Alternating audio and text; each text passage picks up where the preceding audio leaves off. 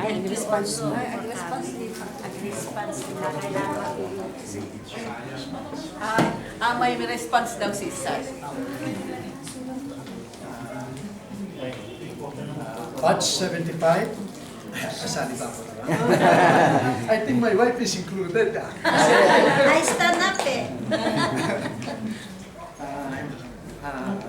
As stated a while ago, we're really happy you came. To our daughter, who is very much your friend, your confidant, your classmate, is not around because of, necessity. You cannot just come and be with us tonight. And we are happy that you have given this nice song in your time. It's been a long time. I have not heard this song. You know, I am a person who enjoys singing and listening to music also, especially for people who sing it nicely also. And I believe my son, Abe, he's also fan of music. And we see him now lying there. Perhaps it will reach his hearing sense, and he will be thankful too.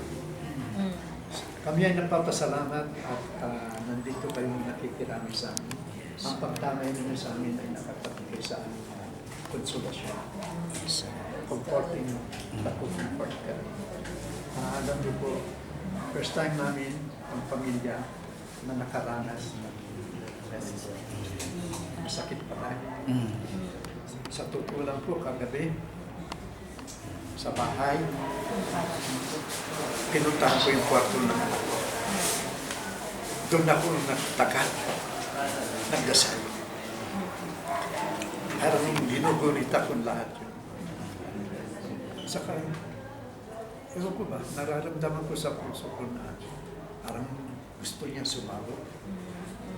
Kasi sabi ko. Pero sa isang parte, nasisiyan din ako. Kasi yung pagkapanaw niya, nakita namin magwahati. Tapos siguro nakatulong din yung pagpanaw niya na kaming lahat ng pamilya na sa paligid.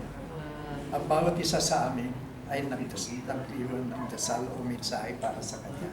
Alam namin na hindi na siya maka-respond, makasagot, pero alam din namin na naririnig niya. Kasi hindi ba sabi nila, maski na yung kumatos, intact pa rin yung hearing niya. So, sa totoo lang, masaya-masaya kami sa pagdalo ninyo.